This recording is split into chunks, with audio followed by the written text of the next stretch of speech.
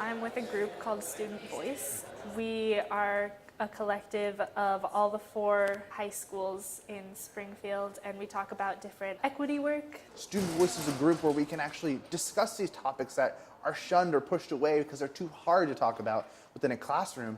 That Student Voice is able to allow us to talk about it. I have always been kind of a shy kid. I used to be this really shy kid, a little short, shy, didn't want to talk to anyone. Learning to kind of voice my own concerns has been really important, and Student Voice has taught me the vocabulary first to be able to identify the different problems, so that way I can clearly communicate them. This is so unique in its own that it actually really gives the empowerment back to the students. And also the tools for how to communicate with other people. We learned nonviolent communication. Voice has been able to show me myself, my own voice. It has brought me out of my shell. I'm very loud now, and I'm very not afraid to ruffle feathers. We may be kids, we may be younger, we may not know certain things about teaching in a classroom environment, but we know about these problems and we have ideas to fix it.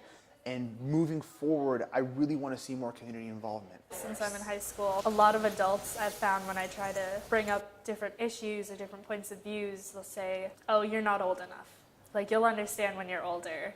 I get called to be a leader, and I'm truly honored to be that leader for not only Voice, but in my community. It makes me want to change more things. It kind of gives more momentum to this because I'm oh, I can actually do this and make a difference. Because the kids want a better environment and the teachers want a better environment. Let's come together for that common goal.